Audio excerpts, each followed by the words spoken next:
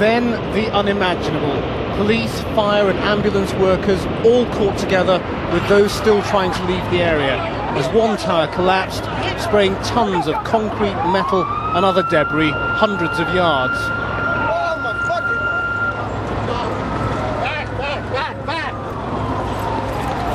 The amateur cameraman who shot this footage soon found he was nowhere near far away enough from the towers. I mean, looking at it now, I mean, it's unbelievable. I mean, that's the only word to describe it. It's just, you can't fathom that something like this would happen, and then certainly that a 110, 107, 110-story building would just come crashing down like that. And certainly we thought, I mean, we were half a block away, and when we heard the residual explosion, people just started running. Need some water. Here. Get the cameras out of here, let's go! Get off now, go! With no idea how many new casualties they were leaving behind, many rescuers simply had to run for their lives, as did those trying to cover the unfolding scene. All the people traffic was running up. And I'm looking up, I'm trying to call the station, trying to find where we are. And I look up and the tower just starts crumbling down. And everybody in the street just stops and started crying and bawling. And I'm standing next to a fireman, he said, yeah, they just bombed the Pentagon too. The immense scale of this attack was becoming clear to the watching world. But down on the ground, with phone and power out, coordinating the response was already near impossible. Evacuating the complex web of densely packed buildings, painfully chaotic. We tried to do a floor-by-floor search. New York City Police, the Fire Department, Port Authority Police, best they could, tried to get everybody out. But as you know, there were people still coming out after that building came down. Do you have any idea how many people would normally be in the building at 8:30 or north? This is the Alan Reiss. There are probably 10,000 people in each tower. 10,000 people in each tower would typically be in there on a normal business day. And we get about another 5,000 visitors during the course of the entire day. So by 8:30, 9 o'clock, the building should have been full. New York's emergency services were overwhelmed. Even now, there is frankly no idea of how many casualties there will have been or how many dead. It was election day in New York. The mayor, Rudy Giuliani, suspended the poll and, advising New Yorkers to stay calm, also promised justice. It's one of the most heinous acts, certainly in world history. And as the governor said, and I said to the president, we fully and completely support him in any action that he has to take in order to make an example out of the people who are responsible for this. Uptown, in an amazingly unscathed Times Square, the city watched in horror on the big screen. I've never had a feeling in the city like this. Everybody is like frozen.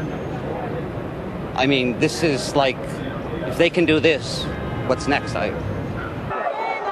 He has perhaps articulated the fears tonight of America. Krishnan Guru Murthy reporting. In New York is Richard Murphy, former Assistant Secretary of State and former Ambassador to Saudi Arabia. Ambassador, let me talk to you first as a New Yorker. How's it been? Well, it's been eerie. The pictures are ghastly on the television, the radio coverage. We're about 5 miles north in central Manhattan of the World Trade Towers, so we're not getting the smoke up here. We're getting very light traffic, but there still are taxis moving. There are pedestrians out on the street, but clearly it's not in anything like the intensity of New York traffic this time of day on a weekday. Then turning to your role as a former diplomat, I mean, obviously a lot of people are looking to bin Laden in Afghanistan, possibly somebody somewhere else in the Middle East. Do you have thoughts about this? My first thought is that the less public speculation, the better. For this reason, I don't want to see our investigators closing off any avenue of inquiry. It's been all too easy to say the name Osama bin Laden, the world mind, the organizer of world terrorism, and not to realize that behind him or with him is a whole network of organizations which he very likely has no control over. And when you emphasize the individual, I think you you only risk following up other leads in the investigation. Well, let me just ask you this. I mean, is your sense one of reprisal or of a need eventually at some stage to address where it is these people come from and the problems that produce suicide activity like this? No, it's both, John. It's both. I think the example set in the Clinton administration was perhaps not the happiest one when, in a reprisal against the bombing of our embassy in Kenya and in Tanzania, there was the strike on what turned out to be apparently a normal pharmaceutical plant in Khartoum. Now, we struck eastern Afghanistan, we struck a training center of Osama bin Laden. Did we get Osama? No. Should we have ever expected to? Not at all. So I hope that the reprisals will be measured and as a result of the most careful of investigations. But yes, where are these people coming from? Why are they coming at us? That question has to be answered. The first questions are going to be more domestic. How did the FBI, the CIA let us down? That's going to be the question that the U.S. Congress will start in on immediately. Ambassador, thank you very much for joining us. Let me turn now to Abdel Bari Atwan. He's the editor of Al-Quds, the Palestinian newspaper here in London. There you heard somebody who's been right at the centre of American policy in this region. You know bin Laden, and I believe you picked up some thought that he was planning something 3 weeks ago? Yeah, actually, there were a lot of, reports that he is planning something big because, this man he declared his war against the United States a long time ago. He issued a fatwa, which is Islamic ruling, to attack American interests and American personnel. So he is not afraid of any accusation. And also he blessed all attacks against the American embassies and the American coal destroyer in Aden. So, he is not ashamed of this, even if he did it. But, this work... This is a man holed up in the Afghan mountains. I mean, how does he do it? Well, actually, I'm telling you, John, there is dissatisfaction of the American foreign policy. The anti-American feeling is in its peak in the Muslim world, and especially nowadays, people can see the Israeli, the major ally of the United States in the Middle East, are killing Palestinians. That doesn't deliver the neo-military precision that produced 4 hijackings, produced targets that were hit.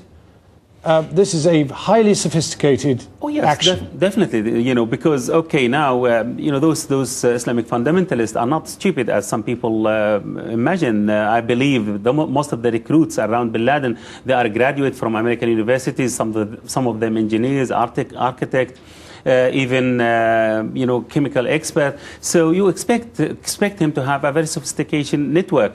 Beside that, if you remember what happened to the coal, the American destroyer, when it was attacked in Aden, it needs a lot of coordination, a lot of sophistication, monitoring to the American Navy until they struck. And when they struck, it was very painful. You're suggesting that if Western intelligence had any intelligence, they would have predicted that this kind of thing was the next step that was going to be approached? Yeah, they must predict this if they are really intelligent enough, because people are not stupid anymore. The Americans are not the most intelligent people. While you are working to counter terrorism, there are also the other people actually who are trying to counter the American security organization. Abdel Bari Atwan, thank you.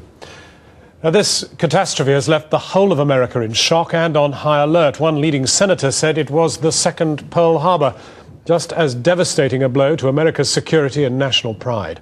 Hospitals in Washington and New York are preparing for an unknown number of casualties. There are queues of people waiting to give blood, and there have been appeals on television for still more to do so.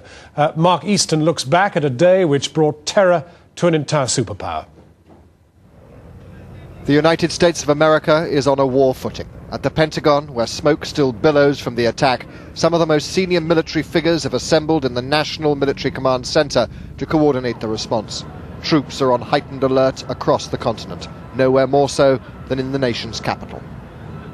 Here in Washington, D.C., we are at threat condition Delta. That is the highest condition that we can go to. That is the absolutely appropriate thing to do given the events of this morning. What seems to have happened is that we had an aircraft intentionally fly into the Pentagon. There were intense fires following the aircraft's impact into the building. Arlington search and rescue personnel are just now gaining access to portions of the building where the plane hit because the fires were too intense. It was less than an hour after the World Trade Center crashes in New York that a third hijacked passenger plane was crashed deliberately into the Pentagon. This symbol of America's military might proved powerless to defend against a coordinated terrorist assault.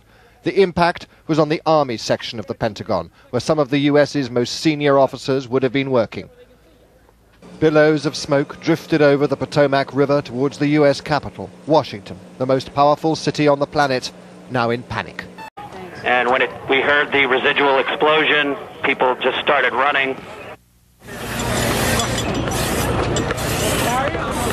Need some water. Here. Get the cameras out of here, let's go! Get off now, go!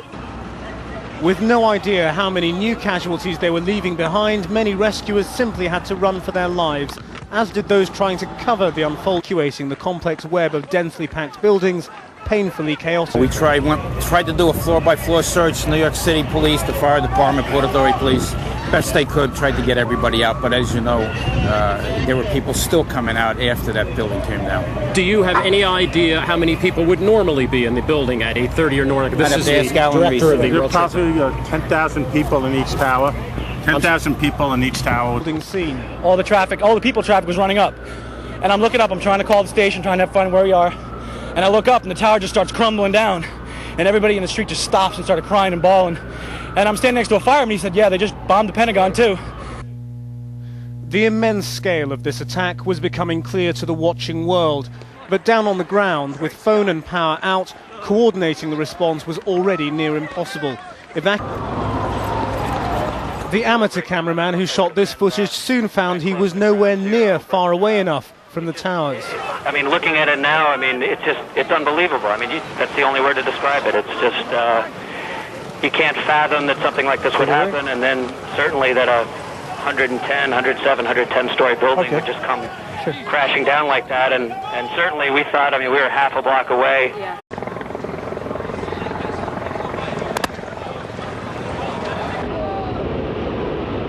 Then the unimaginable. Police, fire and ambulance workers all caught together with those still trying to leave the area as one tower collapsed, spraying tons of concrete, metal and other debris hundreds of yards.